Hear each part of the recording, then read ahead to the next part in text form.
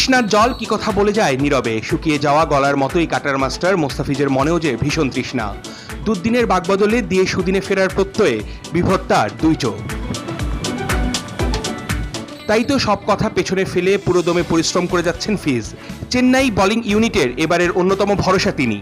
চেন্নাই তাকে কম দামে দলে ফেরালেও তিনি এখনো পর্যন্ত আইপিএলের সবচেয়ে দামি ক্রিকেটারদের চেয়ে দুর্দান্ত খেলছেন। সেরা উইকেট শিকারীর তালিকায় 10-এর মধ্যে এখনো আছেন ফিজ। সময় রেখে উল্টো গেলে পথিককেও দিগ্ভ্রান্ত হতে হয়। মোস্তাফিজও হয়তো তেমন উল্টো স্রোতের হাঁটার ক্ষণ চলছে।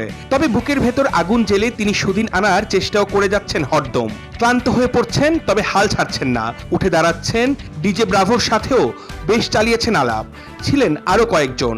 অনেকেরই দূর থেকে দেখে খটকা লাগতে পারে মোস্তাফিজ তাদের কাছ থেকে শিখছেন নাকি ওদেরই শেখাচ্ছে বলের ঘূর্ণিপাক তোলার মূল মন্ত্র। তবে শুরু থেকে বল হাতে সরব ছিলেন ফিজ, তাই আগের ম্যাচের খরচে বোলিংয়ে তাকে দল থেকে ছেঁটে ফেলবেন মাস্টারমাইন্ড মহেন্দ্র সিং ধোনি সেই শঙ্কা হয়তো নেই। তবে ক্রিকেটকে জীবনের আরাধ্য করা ফিজ মরিয়া।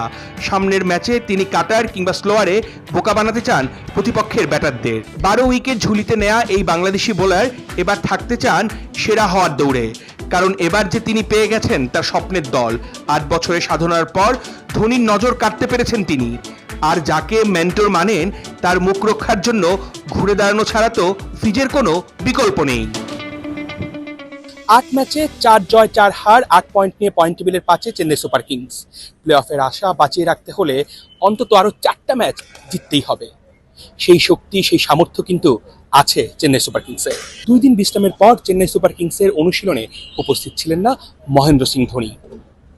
অর্ণব পাপি, 71, চেন্নাই, ভারত।